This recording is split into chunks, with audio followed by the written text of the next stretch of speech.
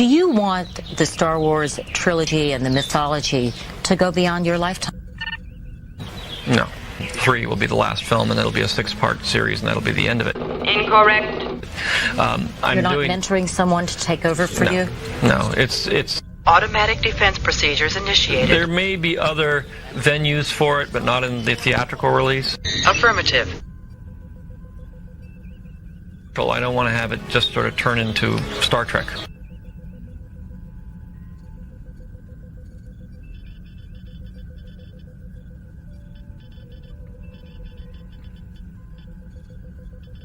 Well, I don't want to have it just sort of turn into Star Trek.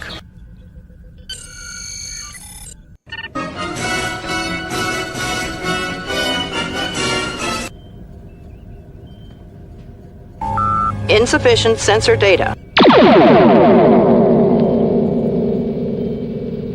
Incorrect. 10 fucking grueling hours.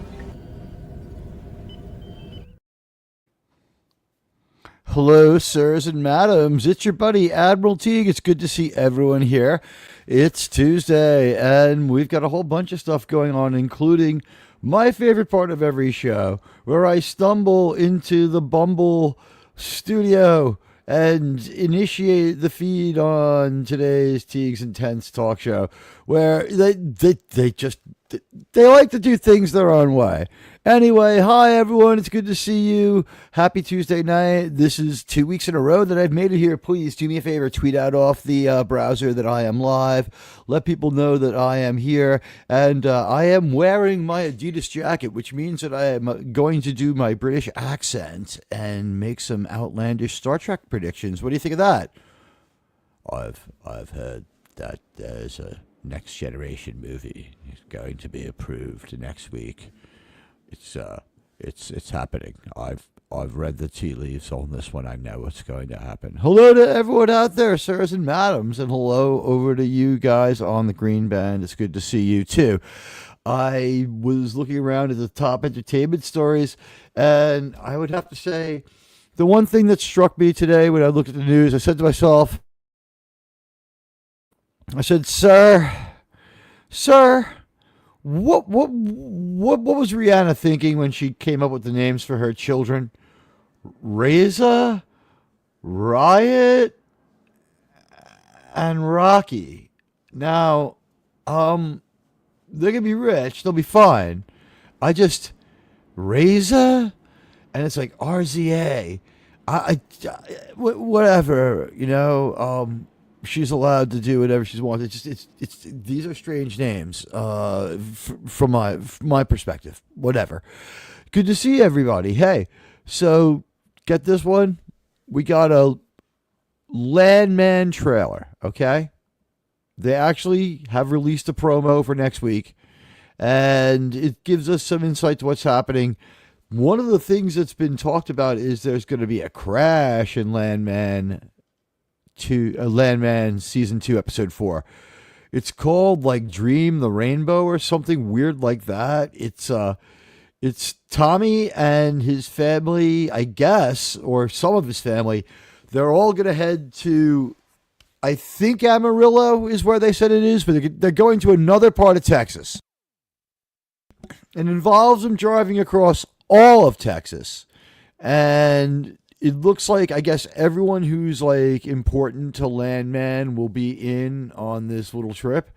So they're heading to Amarillo to the funeral of Tommy's mom, who's Sam Elliott's, like, I guess his wife till the end of his life. But the way they talk about her and stuff, it's just like, whoa. He talks about her like she's evil. He has no good stuff to say about her. This would be Tommy. Tommy has nothing good to say about his ex-wife, about his mother. Sorry, and we don't know where she ends up with Sam Elliott. It's really weird. It's kind of hard to tell. So anyway, as you can see, we got 2 feeds going on tonight. One is the vertical that people seem to be interested in getting, and the other is the old landscape view.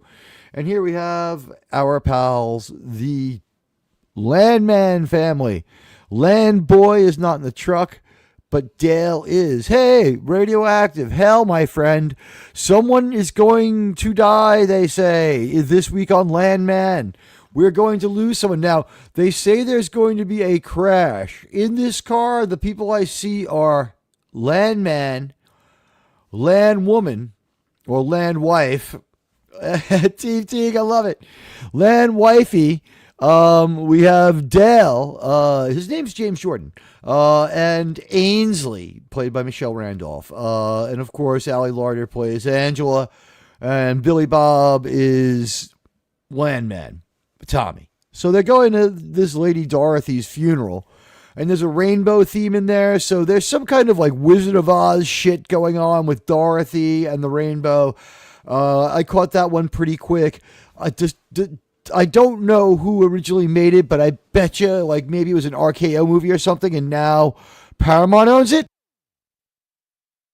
Paramount found a way to own It's a Wonderful Life. They've got that. And we see people drifting in. Hello, everybody. It's good to see you. Amarillo is at the top of the state in the Texas Panhandle. Midland is near the center of the state. I think their Midland is not the real Midland, right? Because they say West Texas a few times, and I think they are talking extreme West because he says they're not even on the grid. So this Midland, I mean, Texas is so big, he could have called it Beaumont, Texas. He could have called it Belmont, Texas. He could have called it Orange Juice, Texas. He could have called it almost anything. There would have been a real Texas. This Dallas-Fort Worth is loosely based on real Dallas-Fort Worth. Austin is loosely based on real Austin. This Houston area that they go to, I don't know why they go there instead of the spaceport in Houston, but they go to this city called Houston, and they're going to go there too. But so Amarillo, being a real place, is fixed on the map, but because Landman happens in Midland, right? And even Amarillo, it's like Landman Midland, Amarillo. So like Dallas-Fort Worth and Amarillo will be where they are on the maps, but they both might be completely different straight line distances from Landmanville in Midland. Like it could be like an 11-hour drive to they're both like really considerable drives. He says, "Oh great, we're all together on a 7-hour ride. What could possibly go wrong? This ought to be fun." I'll let you hear a land person. I don't want to be politically incorrect. I'm sorry. Look at his face. Look how they start with land person. Look at him. He's oh, God. Oh, good. 5 of us in the same car for 7 hours. That's going to be fun. Oh, good. Hey, everybody. Welcome. It's your buddy, Admiral Teag. We're watching Land Person trailer for this week. It's the promo. They're making promos now. Finally, they're getting some talk about this show that we cover. And, enjoy the vertical stream. I would ask everybody, try to jump over onto the landscape stream, because here's what I did. I monetized the regular stream over on landscape. But here's the thing I would ask you guys. I don't know. So Radioactive, you're my contact on this one. Do you have the ability to choose what feed you watch on despite device? It defaults to land now, and it tells me who's talking to me, because as I look, I see the tablet logo. So they'll tell me that it's a mobile or a vertical feed. But do you have an ability to jump off the feed? And I guess I should go and maybe demonetize this one to a degree. Let's see if I can find the vertical feed. That's the landscape one. This is weird stuff. It's guys, it's a new area for Admiral Teag. Let me turn off this little inconvenience for the moment, and we'll figure this one out. It's on low frequency. You know what? I think that seems fair, because the vertical stream is going to go away. We're not keeping that one around anywho. Only East Coasters think it's a long drive from Midland to Amarillo. It's not a long drive by Texas standards. It's short. It's longer than the ride from New York to DC. I have ads set on low on the vertical. Are you able to navigate away from vertical, Radioactive? Last time I had the vertical on tablet, but this time I have to normal. Okay, so wow, now it just shows me the device you're on. If you get hit with the commercial, let me know. There are very low ads on the vertical feed because that's new, and it's taken me off of another feed that I would have done. We can't go to X on this one because of that. And we're over on Bumble. So, hello, everybody. It's great to see everybody there from all of the three. I used to say all three realms. Now it's the two realms, right? But like, here I am, your buddy Admiral Teag. It's great to see you all. Here I am in my New York City apartment, trying to make sense of these crazy Texans. And I'm going to be honest with you. Let me tell you something, man. I'm gonna be honest with you. I don't think that they know what the hell, how the hell to act. One of the things in the Landman show is that I think money doesn't buy class, and Angela is like the biggest example of that. Here we go. Next time on Landman. Oh boy, here we go. You don't even know what game you're playing, do you? Let's not. Are they playing you too? Is that with or without you? I forget who we're burying, all right? Snakes are. No, okay. It sounds a little like it. Let's not forget who we're burying. Cannibals, did you know that? My business Snakes are cannibal, do you know that? is similar, but we have a code. My business is similar, but we have it good. We only eat I like Andy Garcia here as the most interesting man in the world. Oh, you're on premium. You'll have to check in logged off mode. All right, yeah, so you're cool. The experiment goes on. Hello to the dead man.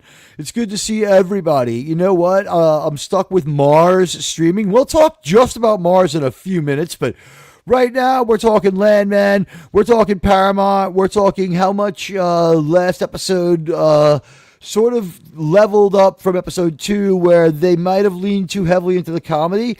Here's the thing. I think we're going heavy on the drama now. This is Dan Morell. Dan Morell is played by Andy Garcia. Here's the deal. His character is known as Galido, okay? It's actually not Cuban, which I believe is the language they re-exported back to Spain. So it's not Cuban. It's Italian. But when we met his wife, Bella, she's Italian, and he goes to Italy all the time. So I'm kind of thinking that he is like holder of several like badass businessman blue collar criminal belts, a red-handed blue collar criminal because he blows someone's brains out when we met him at the end of last year. When I thought for a moment it was Armand Arsante, it was so dark and crazy, and I was like, what the fuck? I just knew a new major presence of a powerful Sicario had come on the scene. So he's a Sicario when we meet him. Then he shows up, and we find out, yeah, he's Boss Sicario, which had been implied, and we reinforce that. The next time he shows up, we find out that he's also like got his fingers into some finance stuff, and he's going legitimate with his business. And that's like a BFD. Hello, Ray. Why are there two Teague streams on the live page? Here's the deal. One is vertical, one is landscape. They have pushed me to do both, and I do not think that YouTube... I'll turn on the camera for this one. On the topic of Mars, there are channels getting struck and blown up left and right. There's problems with channels left and right getting unfairly looked at. There has been some AI modding that has not been fair, and a lot of people have pointed to not streaming in both formats to having a problem. So what we're going to do for now is we're going to stream in both formats. We'll see who likes what. I advise people to watch in landscape, and I advise people to feed your likes to the landscape feed. If you're watching later, hello. It's nice to see you. I'm asking everybody to give this stream a like because what's going to happen is one of these will go away and one of them will stay. And I'm going to keep my methods to myself a little bit. I'm not going to give a little how-to on how I'm dealing with Mars because you know what? This is a little test where nobody like called me up and said, Sir, we figured this out, sir. I tried to get in touch with Tony. He's just doing stuff. So, like, I threw him my, like, idea We'll see if he gets back to me. I don't know if he's considering it or doesn't know what to make of it or is just knee deep in work. But he's the one person I did loop into like trying to figure out Mars. Mars is multi-aspect ratio streaming or something like that. It forces you to send 2 streams to one of these outlets, which you're aware of, the one. And it makes you decide whether or not you will do the green band or X, right? So all of the streaming involved, the streaming from StreamYards, our software provider, they're Google. So StreamYards is Google. Google is also Odyssey, which is why I decided not to go on there. I just grabbed my name. Like, why be on Google Lite? Like the problem, if you do something here, it won't trickle down. And like that one, I don't know why it's around still. Like, maybe it might be time for that one to go away. Kick, I understand, is still around. Diversification's coming, people. Don't worry about that. But right now, I think it's fear of diversification, honestly, is my thought as to why T is making me stream 2 streams to this. And yeah, one's going to go away. And for now, for your convenience, you can enjoy this. And, you know, I'll be unlisting one of them. And, you know, the better one will stay. And it'll be easier for everyone to watch. But for now, you know, one advertises the other. And unfortunately, the problem is you cannibalize your own views. And you really, you know, it puts you at odds against yourself. So what it's recommending, honestly, is that you stream against yourself. And the only explanation I heard that made any sense, that really like rattled around in my mind for a while, came from my good friend JT Kirk, who's one of the smarter people that I know. And he said, what they're doing is they're making you make a short. Basically, like everybody who scrolls through the feed, you know, they're going to get their 2 commercials off of it. And I'm thinking he's right. One thing I've learned is you only get in between YouTube and their money just so much. They seem really, really hyped up. And hello, Lombardi.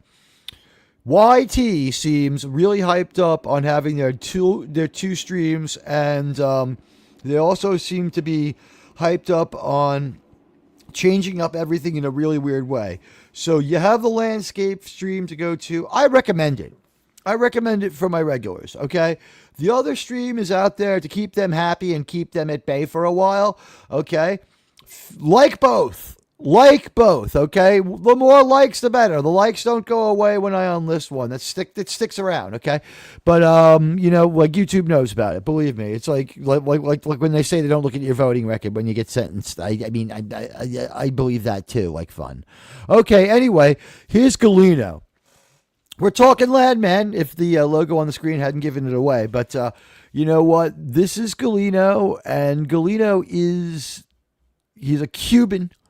So he's like a Scarface type. And oh, by the way, Teag 3000 is in sight. If you haven't joined the channel, now is a great time. And also on the landscape view, there is no commercials when live. And then the commercial policy for the landscape view is 1 in the first 20 minutes when on rerun. If you watch me live on landscape, no commercials. Live on vertical, you might have commercials. You can navigate away, from what I understand. If you're unable to navigate away and want to, and you feel that this affects you unfairly, let me know and we'll talk about it. We'll figure it out. I have to also try to see what's going on with this one.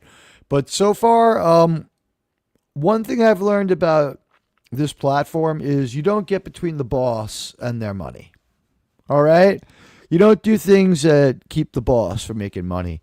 You monetize your streams and you just don't hit the I don't hit the ads, okay? I don't send the ads through.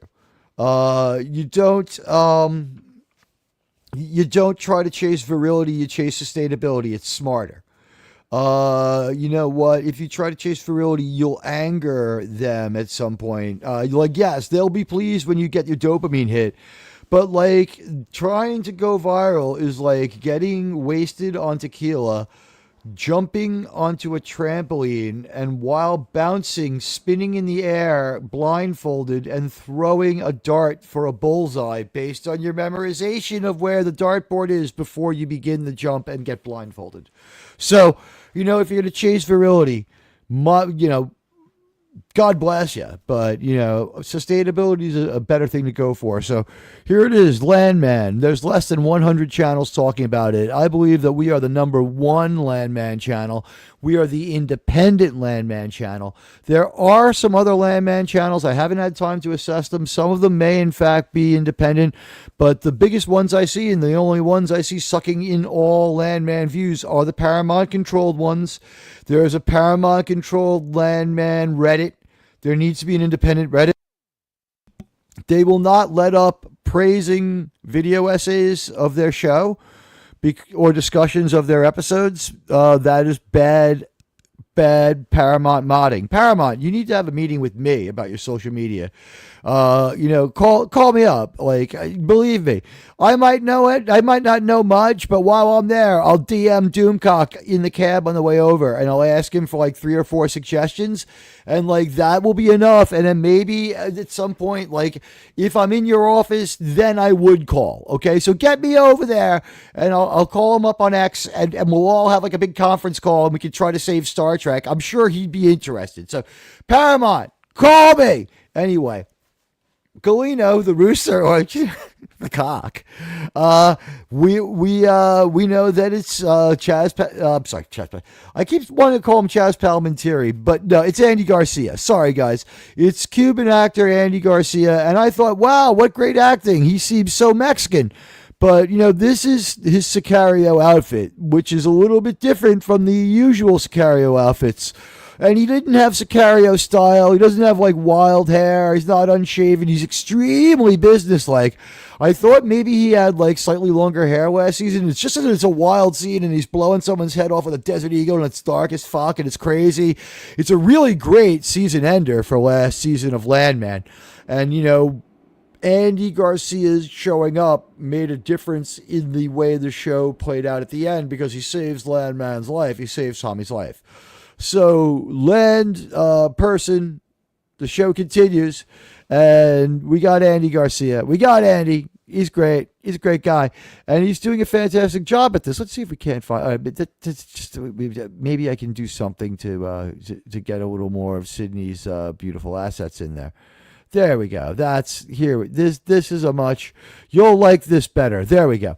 Okay. So at any rate, Andy Garcia's character is not just some kind of weird Sicario. He actually he just offs the Sicario when we see him at the end of season 1, and starting season 2, because Tommy's finding himself in a bad way with the Sicarios he made a deal with at the beginning of season 1. It kept going full circle. They would grab him, throw a bag over his head, bring him somewhere, pistol whip him, scream and yell at him. He'd yell about taking a piss. It was really weird. But the Sicarios answered to Dan Galino. Okay? So Galino means rooster in Italian. He's got ties to Italy. I'm starting to think that he holds a Sicario, like level 10 Sicario, level 10 Cubano Scarface style syndicate guy, and like level 6, like La Cosa Nostra, El Mirta sort of mobster stuff, because he goes to Italy all the time. So he's flying from Midland to Cuba to Italy and back, and he's hanging out in a cattleman club in Midland. This is just one of his 3 stomping grounds. He's not top dog here, but he is top dog over in like Cuba, where he's kind of a syndicate guy. Seems to be the deal. You would assume he has a Miami power base. I think some allusion to Miami was made. You would assume he's a level 10 Miami fucking, Weister. But so the conversation will continue. Let's listen to a little more of what's coming up this week on Landman. It's got another 5-second bite. Other snakes. Are you calling Tommy a snake? Woo. Okay. Wow. They said there's going to be a crash would be very important this week. I thought oil crash, car crash more likely because everyone's taking that long car trip. But now we're seeing the teaser of the plane crash. What could be a plane crash. He's a hawk. He's a hawk. He's not a snake. He's a hawk. So hawks eat snakes. I know that. And hawks, they eat snakes too. Ooh, hey, Galeno knows what I know. Someone gets hurt in some kind of crash. All right, so that's our Landman episode 4 teaser. I got to say, I'm interested in finding out what happens. I want to know who's on that private plane. I want to know what's going on. Are they going to maybe get rid of Rebecca? That would be not so terrible. No one likes Rebecca. She just did the only thing we really need from her. She's working the deal. Although, I guess we need all lawyers on point for a little while longer so that we can try and get some sort of resolution. Because from what I understand, we're going to find out that Monty has even less money and there's even less laying around than we thought. I had thought that Monty maybe had a code where he was going to be very afraid to get his wife in trouble. Hey, Roman, good to see you, my friend. Thank you. What are you doing, man? It's good to see you. When are we going to get together? We have to get together during the week one of these days and have like a little Star Trek, Star Wars talk again.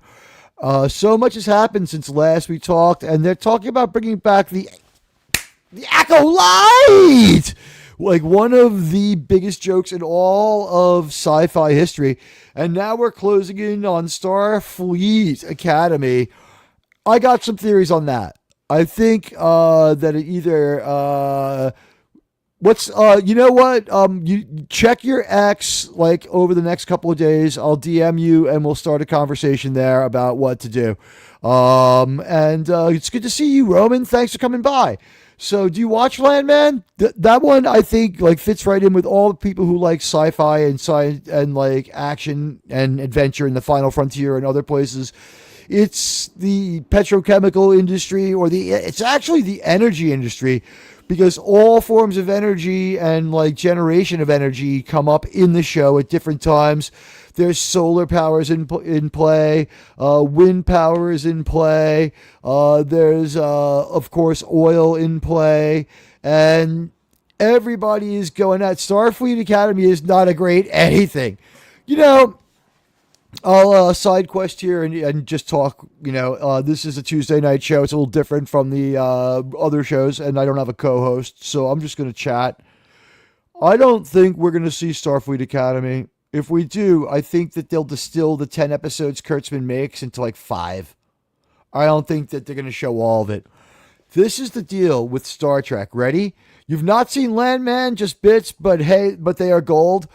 All right, the good news is Taylor Sheridan resets the table for season 2. So if you want to jump right into season 2, go ahead. The thing is, season 1, it's an afternoon. You can watch season 1 in 2.5 hour, 3 hour bites on a weekend, like 2 different afternoons and be up to speed on season 1. It's, again, Taylor Sheridan providing some of the best TV we've got. We don't have Gene Roddenberry making sci-fi, but we do have Taylor Sheridan making fairly interesting stuff. And you know what, Roman? Here's the deal. Only Taylor Sheridan so far, and no one's managed to do this great, but so far, only Taylor Sheridan has sticked the landing on mostly, I don't want to say great, but mostly stick the landing on these streaming shows where we see stuff just like it doesn't work out a lot of the time for the streaming show. It's like the streaming show, it's just like a little bit of a disaster at the end, and like we don't have a well-paced last 3 episodes, and like everything just sort of happens. Like, and of course, the biggest destruction of your franchise and problem would be the end of Game of Thrones, right? That final season or 2 seasons where they let the TV writers write it, and George R.R. Martin just didn't care. That's like a recurring George R.R. Martin thing. Hell or High Water is one of his projects. It's on one of my top 10 movies. Is that Taylor Sheridan? I didn't know Taylor Sheridan did Hell or High Water, but it sounds like. Oh no, wait. I was thinking Hell on Wheels. Hell or High Water is with Chris Pine. It's really good. Yeah, it's really good. That movie's really good. Taylor Sheridan is really good with like small budget movies and crime movies. He's good with law enforcement movies. He's good with crime thrillers, and he's good with drama on TV. So this is the deal: Sicario 2, Day of the Soldaten, Hell or High Water, and then like the other. And these are the Taylor Sheridan movies. And here's the last one: Wind River. So these are all the Taylor Sheridan movies. People are not aware of the fact that these are his movies because they're, while not different in tone from his TV show, Taylor Sheridan didn't rise to high acclaim as a director for some strange reason. And like, for instance, Hell or High Water is a movie that like fails and just catches on because it's really good. It's really good, and like word of mouth gets around. It's like, you got to see Chris Pine in this performance. You've got to see that. So it gets known as the weird Chris Pine movie. Don't worry, this is a tangential night. Off topic's just fine. So we've got, and by the way, no ads on the landscape view of the show, ladies and gentlemen, if you have a problem with that one. So YouTube is determined to show me what kind of interface you're using to talk to me now. It's weird. It's not related to whether or not you have the landscape or the vertical view from what I can tell. If you get a commercial, you got the vertical view. I'm running ads on that one. Anyway, on the landscape view, there are none. Sorry, I had to do something to figure while I try to figure this out. If I don't do this, they might just, send someone over here and bring me to what they call the Guinea Gangplank here in New York, the midspan of the Verrazano Bridge. As a 20% Italian, I have the right to be buried that way with a traditional Italian funeral, where hopefully I will not be alive when my mortal remains wrapped in a rug are thrown off by 5 guys in black suits at out of the back of a Cadillac Escalade. That's how Italians leave this world. Yeah, it's doing that thing. You know what it also is doing? It's cutting off one of your sources, right?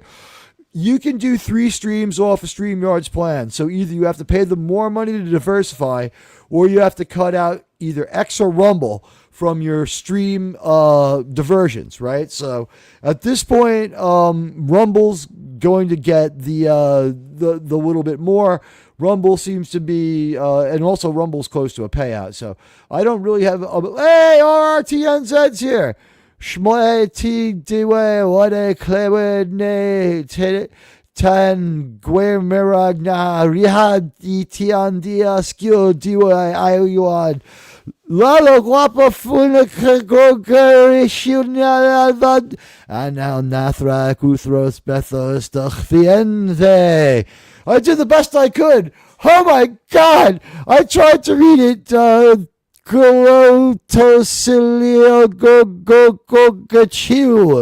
Yeah, I was talking to RRTNZ. Like, here's the deal. The people from Spain that I'm descended from are from a part of Spain where the people there then surged over to Western Ireland and to Wales. Okay, they're the Welsh Britons. Okay, they're the British. Maybe I shouldn't say that. They're the people on the British island who are call themselves Welsh, right? So the thing is, I have like super high Irish on my 23andMe, and the Spanish is it's of a proportion you would believe, but like it's a little bit low. Like it's like not exactly 25% like it should be. But then again, like Cuba filters in. There's like all these other things going on. So I'm positive for 66 different ethnicities, and one comes back as like the Welsh region. But AI analysis of my 23andMe that I did tells me that because I'm from the Galician area of Spain, which, by the way, sailing distance from Galway in Ireland, I think there was back and forth after the fact too. The people who are from that northern part of Spain, they have the least amount. They are the fairest skinned. They have the least amount of other Spanish kind of Iberian Peninsula blood. They're like the purebreds or whatever of that area. They're left over from like a Indo-European ancient peoples, and I have a unique eye color that links me to them, and to the Welsh, it's very prevalent. So it may be a false positive. I may be an ancestor to the Welsh, and it also, as an American, who knows? But you know what? Next week's Landman, there's going to be a crash. Will it be a car crash? Will it be an oil crash? Will it be the plane in distress we saw? Who is it on the gurney with the oxygen mask on? Cooper wasn't in the truck. Could it be him? And thank you for the very generous $5 New Zealand super chat. I earned that by doing my best and speaking the charm of making. In terms of cement and chicken, think in terms of cement and chicken wire. Is that from Hell or High Water? It's been a couple of minutes since I watched that one. That one was the one where someone was like, you have to see this great Taylor Sheridan movie. I saw it. It was great. Then I saw Wind River, and it was great. I had seen Sicario. I barely remember that one. I have to rewatch that and do my Taylor Sheridan due diligence. He seems to have found a home as the king of people who can pull off a streaming show that's not a disaster. These are the Taylor Sheridan keys to streaming success. It didn't work out for Yellowstone. Okay, it didn't work out for Yellowstone. He's one of 5 people there, and I don't know when they brought him into the mix. Yellowstone is so batshit. Listen to this one. All creators of Yellowstone going their separate ways with their separate characters. We have a Beth Dutton show with Cole Hauser, where I think that one is called 6666. There's a show called The Madison with Michelle Pfeiffer, where Radioactive took a great guess that maybe it's Liz Stafford's descendants who head back east, going back to the area in Montana where they're from. Thank you. I don't know if anyone could but RRTNZ. You know what? I probably did. I should probably turn on the camera. If anything starts looming up behind me, it's a shame I don't have a huge Iron Maiden poster on the wall. That would be great. I used to have the Trooper resin thing. I bet it's worth a fucking fortune now. I don't know what the hell happened to that. What's the background ambassador from Ubara 5? Yeah, right. Welsh or Irish? I'm definitely Irish. And the people who were isolated, the isolated population of the fair-skinned Spaniards is in the northern part. It's in Galicia, which is south of Galway. So there's something going on there with the symmetry of those names, okay? And so we got that going on. I am Irish American. I'm American, first of all. I'm American from New York. But feeding into that is Cuban ancestry, Irish ancestry, Italian ancestry, and the people from northern Spain who have they have red-haired people, they play bagpipes, they wear kilts, they have Irish-like clothing. Do a little Google or AI search on Galicia and Irish heritage. The Iron Age people who surged through Europe, they have a stronghold in the northern part of Spain, and they dominate part of England and Western Ireland. So it's mixed in with everybody, and they were a root people, and apparently I have dominant features from that group of people. What can I tell you? But look at the way the shadow gives me the toothbrush mustache effect. It's I am Admiral Teag. Right now, our ships are heading towards Zion. I feel like John Gill when I have my face behind this microphone like this. But every once in a while, on the advice of people, I turn on the camera to get a little more engagement. Paleo Welsh, yeah, right, and 5% Proto-Christian. If you know what I'm talking about, from the central non-west. Listen, next week's Landman looks like a guess. Radioactive, you're on the Landman panel. Give me your guess. Plane crash, market crash, car crash, or all of the above. That would be symmetry, wrapping it all together in Landman. And that's the first half of our show is going to be about Landman. We're going to try to do about 90 minutes tonight. So a few more minutes on the Landman thing. I will take your Landman questions now. And by the way, welcome to December. Stardate 1202.25, as I reckon it. And we are getting so close to some special things going on. We have made a decision about Star Trek and Enterprise. Our precious Star Trek is a really important resource. We cannot start flooring it. Now, we will have the same problems as always, and there will be the same competition as always. I cannot stress that the last hour of my show only covers 12% of my competition's show, and then you can watch them with, no conflict.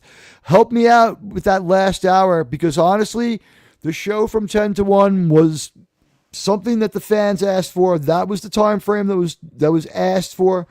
Negotiating to 9:30, people didn't want it. There was a lot of pressure for that one, so we went to where the fans were. No one else wants to narrate and give the plot synopsis. I ask a lot of probing questions along the way to get the panel involved, but that last hour of my show is all set up by the first two, where we have the panel involved. And also, with shorter episodes, when we freestyle it at the end, we cover other pop culture topics and other Star Trek topics. We will find time to talk a little bit about New Trek news, but we're not really going to do much on Star Trek Academy, and here's why. First of all, I think it's going to be compressed into 3 or 4 episodes rather than 10. Tom Connors, when I went to a Midnight's Edge members meetup, and speaking of which, we'll have one soon, I ask him every time I go to one, tell me everything you know about Star Trek. And him and Andre, they told me the same thing for the longest time. I haven't seen them to talk about this in 7 or 8 months, so I got to get to them. I got to find the next Midnight's Edge members meetup that I'm not working at, and if I don't, one of my agents has to go for me. And a Midnight's Edge membership is a song, so I'll shill for that. So is an Admiral Teague membership. You should join my channel. It's a great channel. But you know what? I'm here for you anyway. And just a like. If we get to 30 likes, the metastasization of the feed throughout YouTube and the extra analytical boost is going to help us out. 50 or more comments also helps. So if you're coming through later and you have a question, please comment, or leave me an emoji and I'll emoji you back. I don't mind doing it. We'll get that conversation. Active threads dragging more views. We are slowly trending up. Landman is keeping us relevant. Star Trek's the heart of the channel. Let's finish up the Landman. I think that Taylor Sheridan has it within him to either have all 3 of these things happen, a plane crash, a vehicle crash, and a market crash, or start a rolling, burning crash of all 3 where one is 1 week, the second is the next week, and the third is the final week. You know what I mean? And then we wrap up the season. I predict that we get a bigger role from Andy Garcia this week, okay? Rotten Tomatoes for our British friends, Rotten Tomatoes for you here in the US of A, and Sportskeeda. Never heard of Sportskeeda. Highlighted tragic crash setting off a day of reckoning for the Norris family. Now, I know that there's going to be some shit going on with problems with, Tommy and his father. If the crash takes out Cammy, if it's a plane crash where Cammy dies, wow. Or if the lawyer who knows where the money is dies before he gives up the info, that could be bad too. Although he was giving up most of the info, it seems to me they got everything, but I don't know. I didn't hear him say, here it is. He didn't write anything down and hand it to Tommy. So it suggested there's a pivotal plot shift after episode 3's somewhat cliffhangers. The cliffhanger would be that, the Sicario is actually also a Scarface, Miami kind of Cubano criminal and maybe mobbed up with El Cosa Nostra Mafia, which of course is just a Hollywood thing. There's no real mafia, right? Or maybe, I don't know. If there is, I wouldn't know. That's for sure. I'm not Italian enough to opine on the mafia. All I know is if it is what they say it is, I would certainly not acknowledge that it existed, because that would be bad, because then they could do the things that they say they do, and they say that they do things that are like double plus on good, if you know what I'm saying. So I would never. There's probably no mafia. There's probably no mafia. That's probably just a story. There's definitely organized crime, though. The way Alejandro Jonez likes to say it is, there's real hurricanes and tornadoes, too, of course. That was Hermag Welch. My landman question is, can we get a lot less Ali Larder, please? A little OG. Yeah, we got a lot less of her last week, but she was being really crass. She was being really crass. Demi Moore had almost as much screen time. She was being strong, cool, powerful, collected, and classy. And it seems what they're doing is every bad trait goes to Angela, although Angela found land bitch. I guess what she's land bitch. She finds land bitch love. She has Tommy ask her to like retie the knot and make it official. She's thrilled about this. And while they have, I would say, possibly gone a bit too far in a few places with the character of Angela, at least she had a moment where we saw that she could have some feelings and she could be, you know, a little bit nicer, instead of being terrible. Because even though they've gone too far in a few places, you know, they can still work on it a little, you know. Stylistically designed to be that way, and you can't undo that, but we can diminish the effects of it. Exactly, because so far it's been like Bitch. exact, and you know, as far as the approach has been, it's Angela and Ainsley have been comic relief. Okay, they've been comic relief, and You've gone too far in a few places. yeah, you're telling me, George. But the bottom line is they're comic relief, and they can get into your life and your show about your landman's life in a good way when they're being funny and like making Rebecca enjoyable for a little while at the Patch Cafe, or they can wreck up your show. Now, because they've had their moment twice, first with Ainsley acting like Hilter, and then with Landbitch acting insane and getting her and Landbitch Jr. Locked up by the Texas Authority of Old Folk Care, where they're not like it wasn't going to stick anyway, but they went like crass and evil on the Texas Society of Old Folk Homes, and they were just assholes to the people who work there, and it was hilarious. She kicks the guy in the nads. She punches him in the face. She knocks him out. Like, she bloodies the guy. Ainsley trips this lady. They think they're all important anyway. And it was comic relief, but it went on too long. We saw these boring old people drinking booze and getting trashed out. They hit the same comic beat one too many times. Twice was funny. 3 times was gratuitous. It culminated really great. And Tommy, money doesn't buy class. He's at the funeral home buying flowers for his mother, and this literally happens.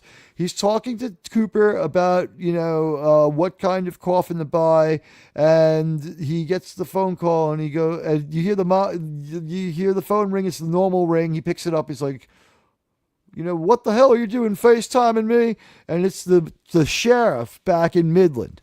And he's like, you got to see this. And he turns the phone over, and it's Allie Larder and Michelle Randolph and Ainsley and Angela. They're handcuffed together for assault.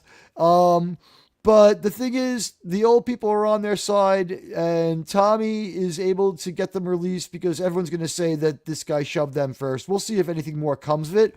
They do get released, but they act trashy. They act really shitty. Tommy acts like a fucking maniac. He storms out of the funeral home, which is the smart thing to do. He walks around in a circle in the parking lot, shouting his head off like a based maniac. People love that, so now they're doing it basically every episode. Last episode, he yelled at the radio. So he has this screaming match with his phone in the fucking parking lot. He ends up back inside. And the thing is, he doesn't manage to pinch off the fucking turd. He keeps at it. He's back in the funeral home, walking back towards where the coffins are. And he's like, God damn it, I don't care. Unlock them and let go and unarrest my daughter and my fucking wife. And he hangs up, and he's just like, the fuck? And the Undertaker the funeral arrangement guy, looks a little bit shocked. He also looks a little bit like he's seen it before. And he's like, well, sir, I'm sorry for your loss. He's like, oh, whatever. I'll take this one. And he's like, okay, sir, that's a good choice. And he's like, all right, bye. And he's like, wait, sir, you can't leave. There are all sorts of other arrangements that need to be made before this can, end. You have to, arrange for flowers. And he's like, you know what? Why don't you take care of that for me? And the guy, he looks a little shocked. And he's nodding, but the thing is, he's heard Tommy's rant, so he might just be shocked by how classless it was. It was really fucking classless. It was hilarious, but it was classless. It was just totally classless. And so he's nodding his head like he's oriented on this one. He's not lost, and he's like, you know what? You pick the flowers. He's like, well, what do you want? He's like, yeah, I don't know. Enough to show that I care, but not enough to make it seem like I miss her. And the guy's like, I can do that. And it sounds like he's heard it before. So that part I found to be funny. And a lot of people found it was just too much. And I think what it was is it got a little boring with the same comic beats.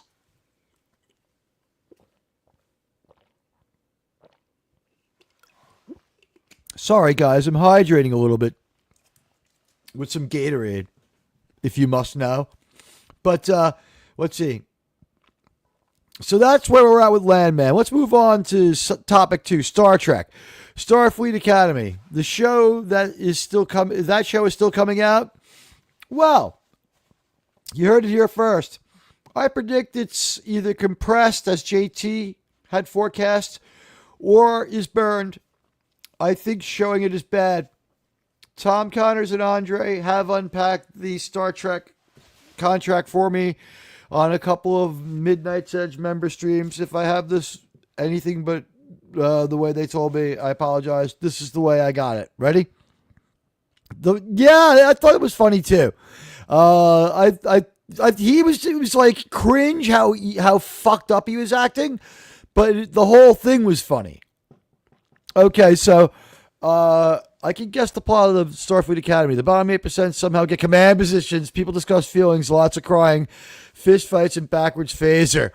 They tore down the sets already. They're not going to put them back up. I don't think. The word is out there that the set's been torn down. I don't know what to make of it. I don't think there'll be 10 episodes of this garbage. I think it'll be compressed. Here's what I was told. Star Trek has a weird contract that comes from the fact that the Paramount sale was many years in the making and was kind of difficult to pull off. And it starts at the end of Sumner Redstone kind of breaking up after Star Trek Enterprise is canceled.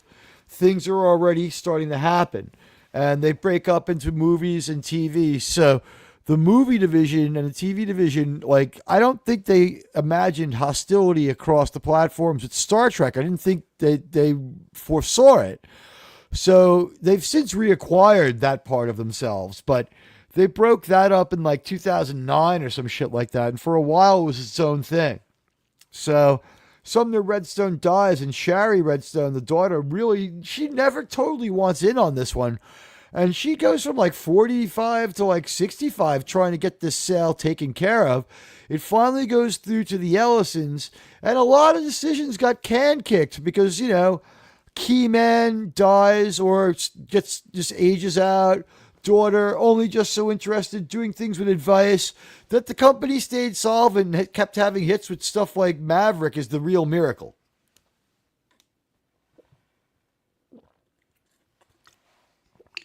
So the Paramount sale has the Star Trek rights divided. The TV license that Kurtzman got, now this is my own stuff here. That was a new license of its own. That's been well documented. He had his own unique TV license. It's his alone.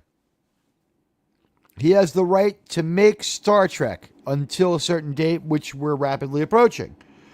On that date, he's no longer allowed to make Star Trek. Okay, but he's allowed to make Star Trek up until a certain date. CBS Paramount gets first bid. If they want to buy it, they can. If they don't want to buy it, they can let it go. They let Lower Decks end up on Netflix. Netflix only bought it because it was out of production. Remember, Netflix got rid of Star Trek Discovery, saying it wasn't Star Trek, they say. So That's out there. They buy a canceled show that was good until Kurtzman meddled with it, and it finishes its run. They never get the cast back together, and Star Trek Prodigy is not in production and never will be again, in my estimation. Star Trek Strange New Worlds has been canceled and broke its final season into 2 seasons before the sale was final, because Kurtzman thinks that holding on will serve him well, and for most of the sale, he was correct. It took a long time for the sale to go through. While the sale was going through, Kurtzman is cranking out one piece of garbage project after another, working hard for the first time in his life, but he has no money, and he can't raise it because no one likes his garbage. The dead man says, I predict one flight simulator scene, but no real right stuff type scenes, and maybe one Kobayashi Maru test, no psych test. Will they even do Kobayashi Maru? Yeah. Oh, everyone, not just passes. No one passes or fails. It's a test of character. Everyone solves the Kobayashi Maru. I don't want to report on Alex Kurtzman's vision of a child's show, of a show about young adults. I don't want to cover his young adult novel fuel. He's going to try to make Star Trek young adult novels with his characters, is my guess, and have bad comic books with his characters. I've seen these Star Trek comic books. They are shit. They are such bad shit. They are really, really terrible shit. And by the way, I don't think Ali Larder's going to die RRTNZ. I don't think that character's dying. It was a male in the ambulance. It's just going through my mind as I'm looking at my bullet-pointed notes.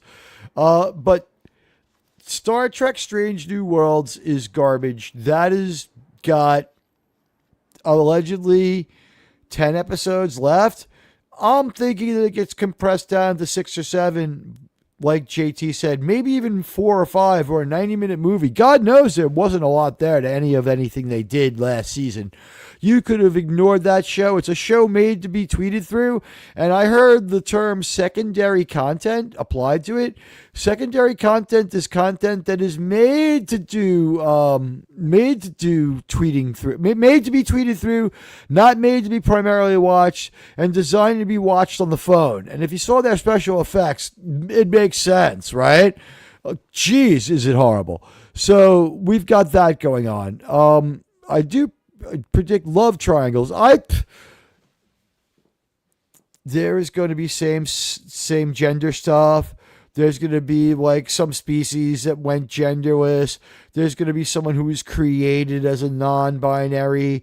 They're going to do stuff where, like, instead of having aliens, they'll have like half, like they'll have half aliens. They have hybridized aliens. That's code to me for cheap, low effort. Everything with Kurtzman has been cheap and low effort. I want to know where the money went. I think it's time for an accounting of what Alex Kurtzman did. I think Alex Kurtzman, if he tried to hang around, would probably face an accounting. I think that his greatest fear is forensic accountants. That's probably how they got him to stop and move on. But Paramount doesn't have to show the stuff he makes. Now, this is how it gets confusing.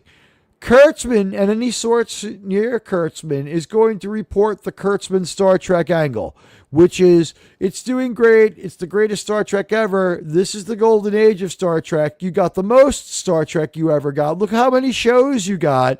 And it's been fantastic. To which I say, during the 8 years you've been around, from like year 4 of Star Trek, The Next Generation, to year like 2 of Deep Space Nine, you've got like 2 Star Trek shows on at all times, cranking out 23 episodes a year. You have shows that come back every 2 years and do 10 episodes, or 5-episode runs, or 12-minute run times, or this short Trek garbage that was just meant to fuck up canon. This guy was basically doing cultural vandalism, is a word that's been applied to Alex Kurtzman more than once. Nobody liked it. It never caught on. This Star Trek has been waiting around for a long time for a generation of fans that has never appeared, okay? Their modern audience never showed up. And when people saw their Star Trek... Sure. It doesn't matter. Nobody cares. Nobody cared.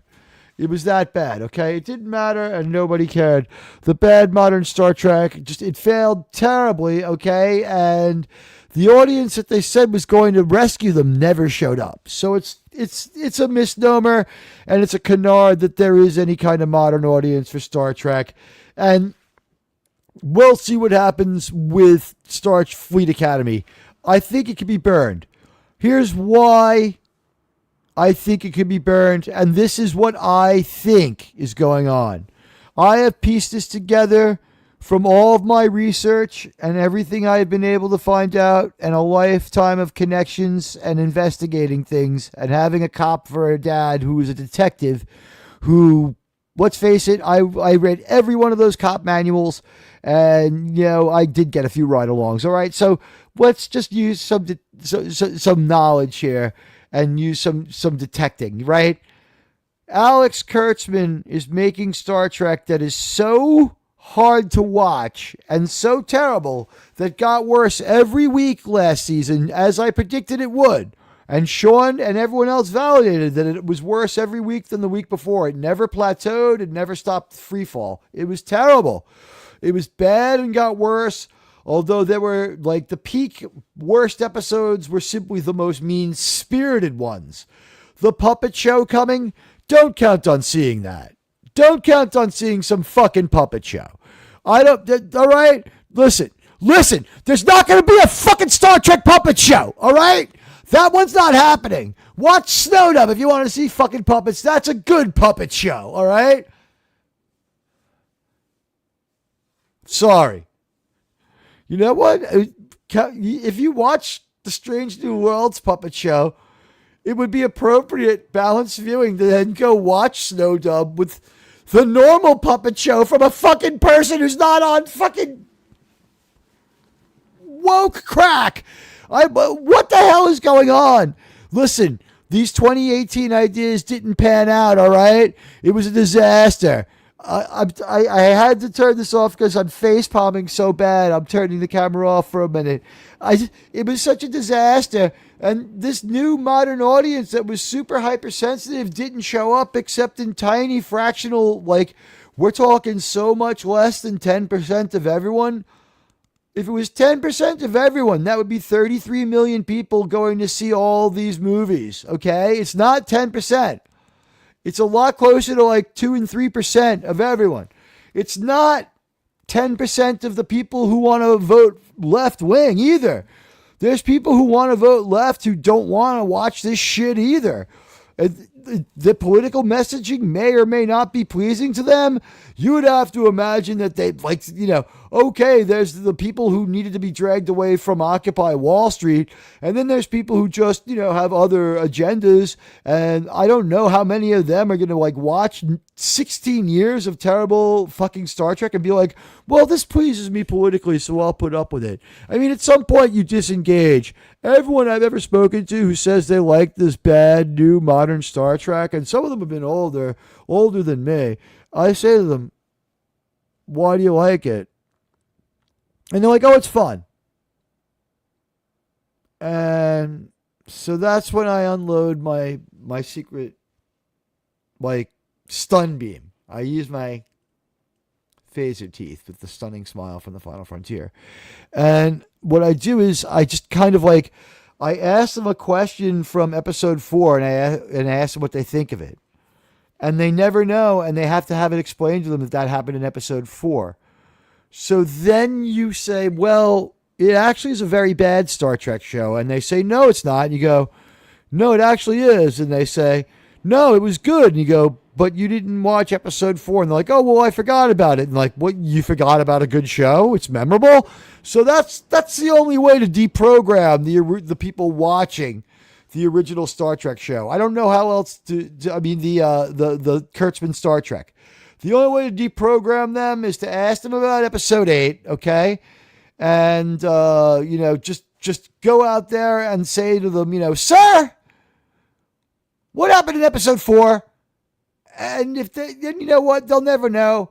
And don't let them take out their phone. Another epic rant brought to you by Admiral Teag. That's what keeps me coming back every week. That and the fact that we do cover Star Trek news, and we do have the latest Star Trek news, and we scooped everyone with Star Trek United, and we scooped everyone with a couple of other stories. We had it first. We reported first on our channel about Kurtzman losing his contract and possibly being fired, but no news coming out until January till March of 2026 in September of 2024.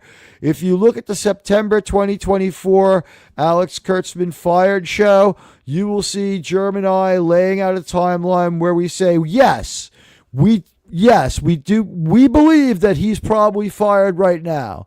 We believe that. We believe that no one would keep him, in the sense that the Paramount sale got put back 2 years and they were both told to see other people. It was like they were dating and fucking like their parents like didn't like the fucking energy. It's like, I don't like the way the two of you're a little too into each other. You got to go see some other people. It's time to change the phasers. It's time for red lights. It's red alert lights. Raise the shields. Enjoy. Oh, I get it. It's time to charge the phasers. It's time for red alerts. It's time to charge the phasers. It's time for red alert lights. Raise the shields and join the puppet show tonight. Yeah, you know what? It's actually, it's not even Muppets. It's like Jim Henson III's creature creation Muppet like weirdo theater. I don't know what else to call it. They're not the best puppets either. I think Kurtzman most likely lowballed them on the puppets. I don't think he paid them what the puppets are worth.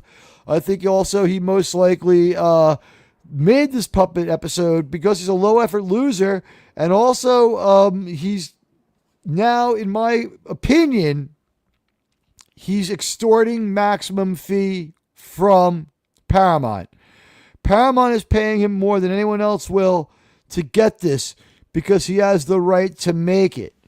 Lower Decks being on, not Lower Decks, Prodigy being on Netflix proves that Alex Kurtzman's stuff, if it's discontinued, can be licensed out or sold to anybody like Netflix.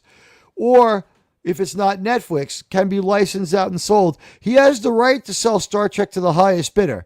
So he can make this shit. He can make Section 32 or whatever it would be called. And he can put it out there and Paramount passes on it. He could offer it to Amazon. And here's the problem. He figured something out. He is a much better businessman as far as ruthless and cutthroat than he is a Star Trek creator or story writer. He is ruthlessly rugging people with this Star Trek thing. And this is what I think is happening, in my opinion. And I'm not, a policeman. And I'm not anything but an investigative, independent journalist, right? We used to have investigative journalism. Here it is.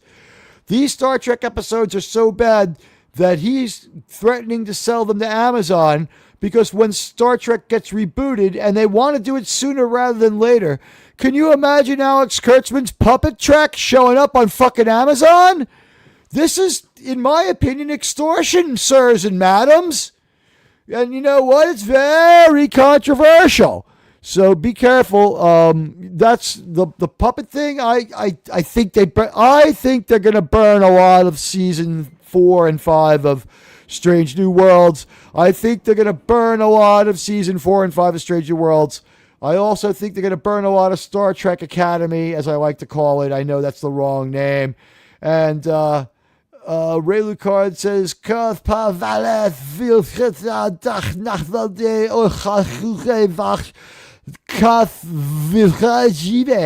is that Welsh or is that Klingon? I'm only reading in American from now on. I love you guys, but come on, this is tough. Like Sylvester the cat would would have to read that. That is tough to read.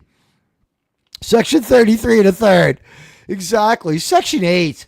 It was just the worst. So at any rate, with Star Trek, I think that the goal now is on the small screen, they're going to go with United. Why? Keeps Kurtzman at bay and unable to litigate because no decision has to be made. You can tie his hands. He can't make any more Star Trek and go sell it to people. The Alex Kurtzman time in Hollywood may in fact just be over. It may be over. Oh no. Oh yes. All right. RRTNZ drops the $5 New Zealand Super Chat. And it starts with a word that might be Gaelic or Welsh as well. Anyway, isn't Teag a Gaelic word, right? Doesn't it mean like bard? Teacher? Teag. O Herwyd me DNA Gwermereg Gida T Fale Nian Pethrin Ten Kefender Afi Mayan Wastad Amser in Wich Ibod Girmeg Sirmuam Bith. I did my best. Kurtzman's Star Trek Hog Warps Academy of Warpcraft and Transport Terror. Oh yeah, they're gonna try to do that. They'll be like a Slytherin, like a House Slytherin, and all that other nonsense. They will do some nonsense like that. And like all I can say to Kurtzman is, I'm laughing at the superior intellect. Hey, you know what? You thought you could do Star Trek, and you like. This unit is the ultimate achievement in computer evolution. You can never touch Star Trek. You are talentless. Came home, there was a man in my house. And he said that he was making Star Trek, and I said to him, sir, I don't care. I don't care. And every fucking single episode was the same thing. William, what do you think of mystery boxes? It's a mystery, and I don't like mysteries. Give me a bellyache, and I got a beauty right now. William Shatner said it better than anyone else.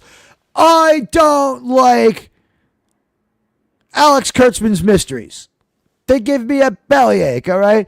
Alex Kurtzman's idea of a mystery is to roll out the edgiest edgelord talk he can, snark over any context for it, and then rug pull at the end without ever explaining it. No Alex Kurtzman show has cause and effect. If you like cause and effect, you will not like Alex Kurtzman's TV shows. I don't care for the TV shows of Alex Kurtzman. I think his best show was Transformers Prime. You haven't read Real Welsh until you've read it in the original Klingon. All right, it was worth it for that. That was fucking funny. The Dead Man. All right.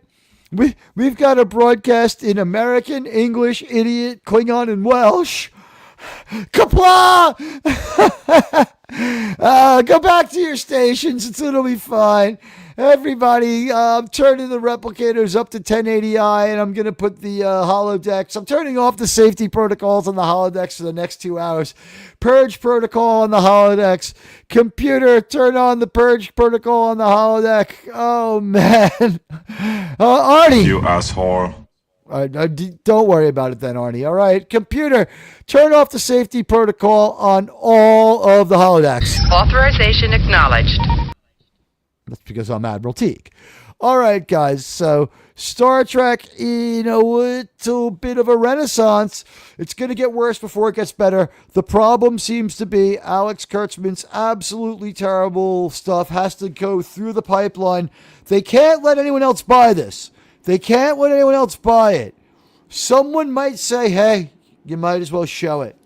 And that is not the most illogical thing ever. But it's like, then you got to think, like, they put this in front of the Ellisons, who are like, it's been said that they're friends with Trump. They've had lunch with Trump since buying Paramount. They talked about Paramount with him, but not because of any huge interest that Trump has in Paramount and Paramount sales, but because they were already like on good social terms with them. Like maybe they go to Mar-a-Lago. So like they kind of knew him. And like they were talking about, they were there for their defense contract. And then like normal people, they had lunch at the meeting, and at lunch they talked about their other business. And he's like, God, I had Star Trek. I watched Star Trek. What a bunch of garbage. And they're like, yeah, it's terrible. We think maybe fun for the whole family would be good Star Trek. And that rumor came out of the Oval Office. And I think it's because they put the Star Trek in front of the Ellisons and they're like, what the fuck?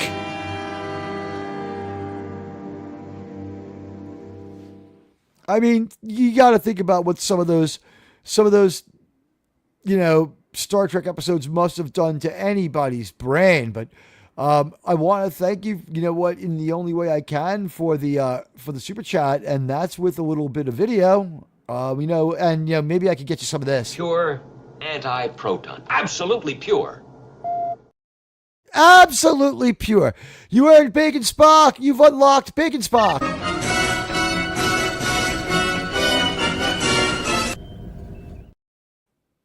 All right, and you've unlocked One of Us Spock.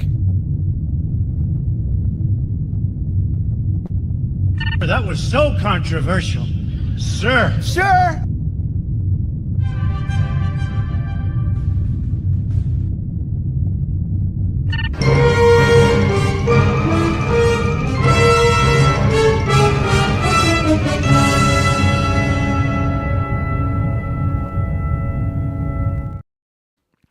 Of course, the Romulan villain music for Admiral Teag.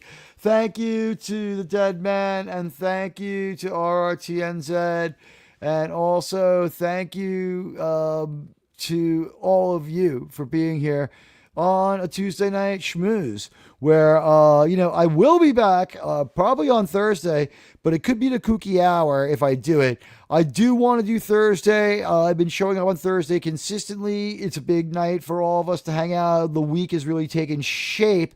Tuesdays solo when I can do them. It's fun. It's different. It's a different kind of show. I'm unrestrained, and I still come prepared with a script, which I'm skimming right now.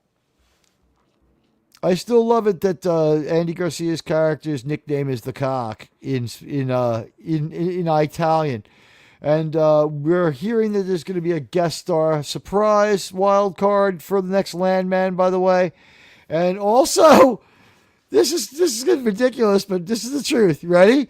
With the holiday season starting, there's going to be like a holiday theme worked into a couple of the episodes. So I can't wait to see how Angela handles fucking Christmas, the fucking lunatic. But it's supposed to be getting close to June, with Sam Elliott just talked about June 21st for Christmas to be close. What is it, December 22nd already? Because it's after the winter solstice, and now he's just like complaining. He's going to complain for 180 days. So I don't know. Dancing Rainbows is the name of the episode, but the person who died's name is Dorothy.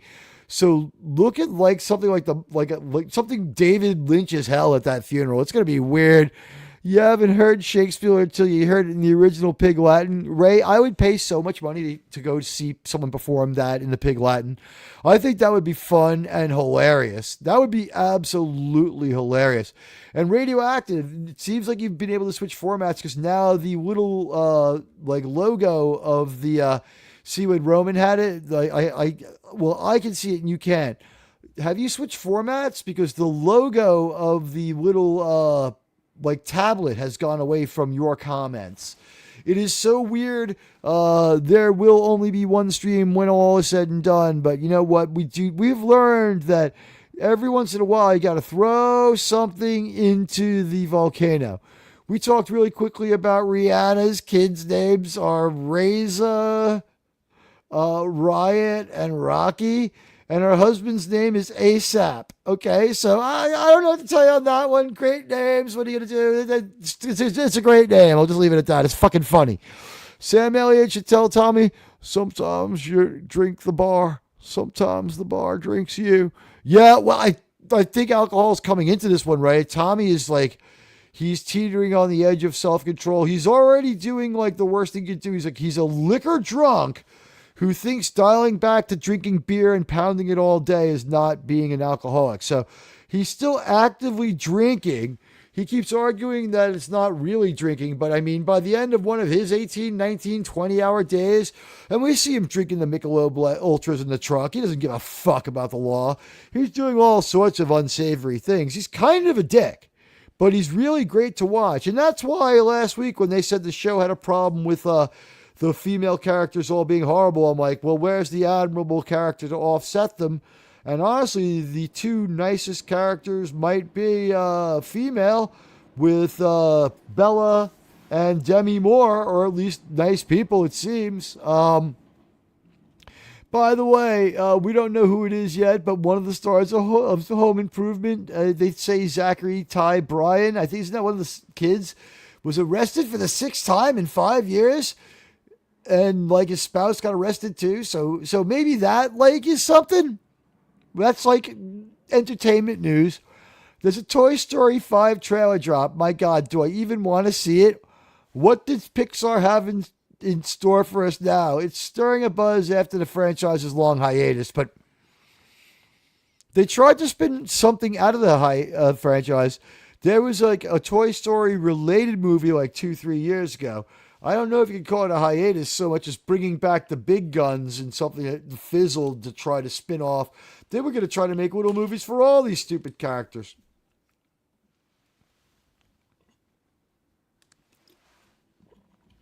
All right, yeah, watch. There's the Welsh folk. Did they play bagpipes too? Did they beat war drums? I think that the people down like in Tintagel, that they were supposed to be Welsh, right? Wasn't Cornwall supposed to be a Welsh guy, right? And Uther was like a Brighton, or right, like a proper, like, you know, I don't know what to call it. Like he was a different type of Briton, but land from here to she'll be yours if you're in Foster Kingsville. That does not look like Gabriel Byrne. They went all Irish for like the family line of Pendragon. It was weird. The director said he thought it would be great to put an Irishman on the throne of England. So, I mean, I guess there is some, you know, wish fulfillment, or, you know, it's at least kind of enjoyment there. It's a little bit fun. Get this one, guys. This happened a little bit back, but it's still a story. The last episode's going to air, and that's it. Apple TV Plus pulled Jessica Chastain's Savant series. This show looks so fucking dumb. It was some kind of like detective show, but it wasn't like Psych or anything like that. I don't know what it was. Like, it was beating around the bush, even in its own commercial. I don't think this really hurts Jessica Chastain, although everything she's in just like implodes. She's gorgeous and she can act. But then, like, she does dumb things, like tweets out, like, do you know the Bechdel test doesn't hurt movies? It's like, just don't poke the bear. You know, make your movies and be beautiful. You were really pretty. You were good in Zero Dark 30. And then, you know, the fucking career kind of fell off a cliff because, I don't know, she might be a little hard to cast. I like Snow White and the Huntsman, but I mean, I saw it with a kid, you know, like being an uncle.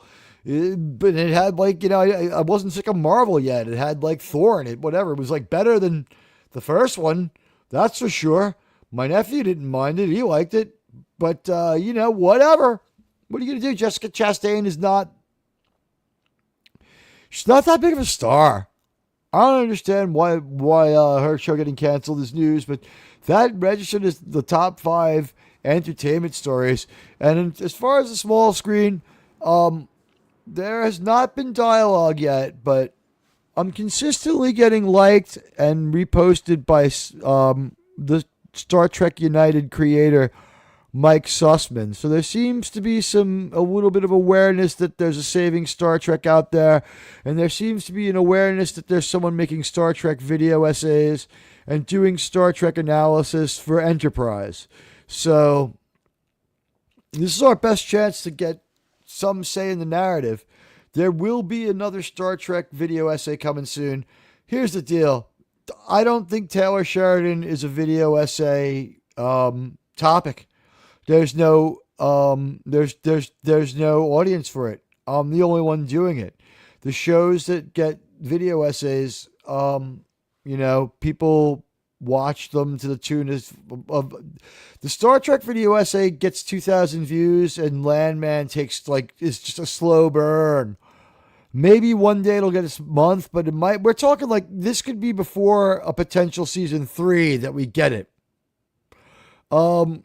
If you clicked on RRTNZ, I think that's the people of Wales and their unique version of Celtic.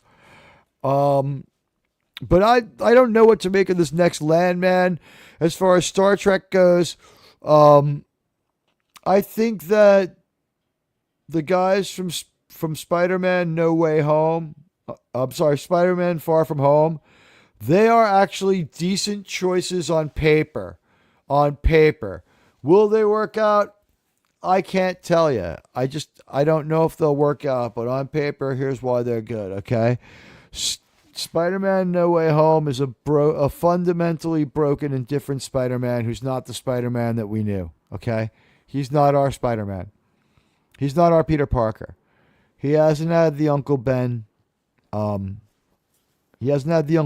stuff happen, all right? He's not the Spider-Man that we knew. So, all that being said, that still sort of works out. Like, he's not the worst Spider-Man. It's not the worst story. The first movie, if you put Spider-Man in an Iron Man suit, you're like doubling down on this shit, but they did it for some reason anyway. It makes sense in context of their MCU. Spider-Man owned by Sony, leased by Disney. Every time they've made one of these movies, one company has tried to lump up the other company's products, and they haven't played well together.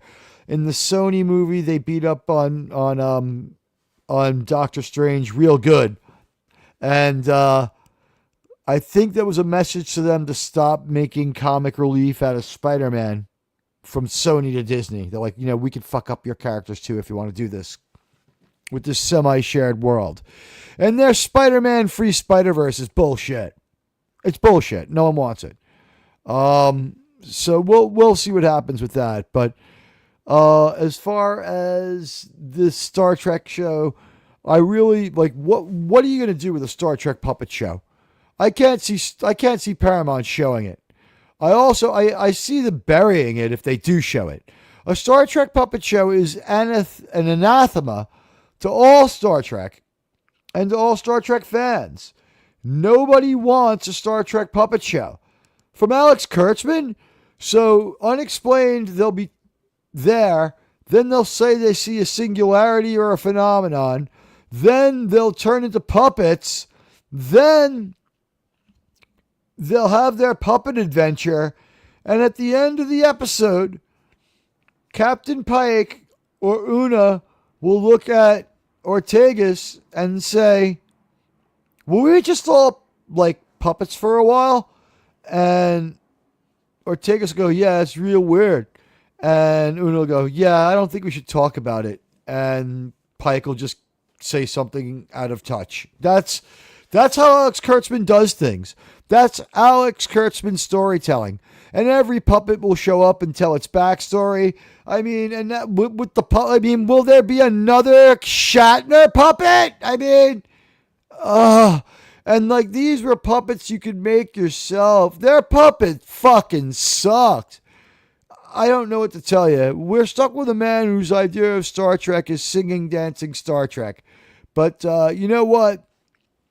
That's about 90 minutes. Approachable show. I want to thank everybody. Don't go anywhere because get this. Sean made this for me, but it's true. Check it out. Incoming Sydney Sweeney video. Set burners to full. Lubrication supply sufficient for projected fapping level. Paper towels to standby. Turbo lift door secured and locked. Wives and girlfriend interruption probability at 12%. You may commence masturbatory actions at any time.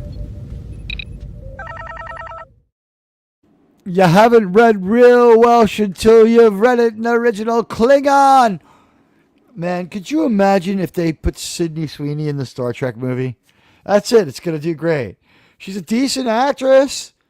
Just give her a role. Don't make her a Vulcan. Let her be a human. Let her be the captain's yeoman. Let her be a lieutenant commander. She's just about the right age for that. I could accept lieutenant commander or even lieutenant commander junior grade in Starfleet terms, Sydney Sweeney. I don't think anyone would mind that at all. If you're watching on the vertical feed, come on over to the landscape feed. It's got no commercials. If you're on the vertical feed, it has very low commercials. People should like both feeds, but do me a favor. Please, sirs, madams, sirs, the vertical feed, very, very, very important that it gets some likes. So do me a favor. I'm not the vertical feed. I'm sorry, the landscape feed. So here is the link to the landscape feed. It's in the chat right now. I just dropped it in there. See that? If you go there, like that version of this feed. This way I will be able to get the afterglow and glow up that they expect. They honestly think that I should leave up 2 feeds. I don't know what to do about that one except to unlist one. I mean, 2 feeds, it seems like 1 feed too many, right? I mean, everyone can watch the landscape feed later. Guys, I love you all. I really do, as Ozzy Osbourne says. It's been a really amazing time to chat and hang out. It's not something that I thought I was going to be able to do today. I was out all day in the freezing rain in Manhattan, but you know what? You can't sit still if you want to pay the bills. It was rewarding as it was difficult.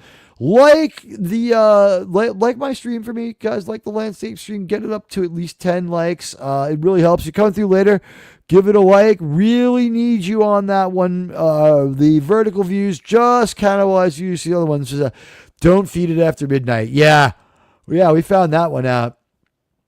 Robert Picardo is in, I think, at least 2 of those. He's got a big part in the 3rd one.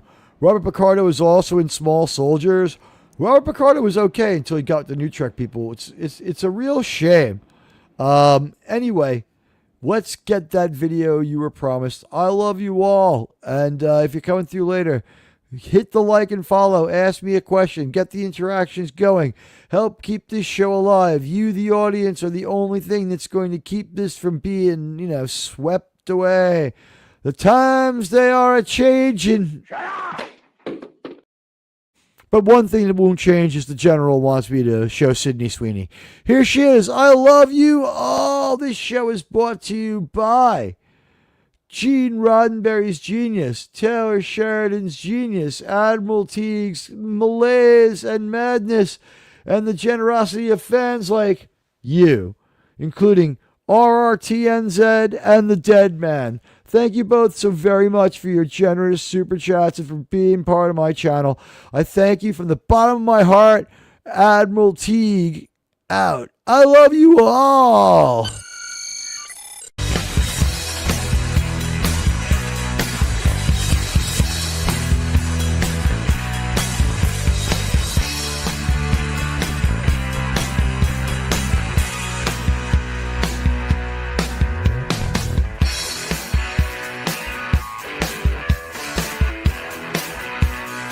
Flash.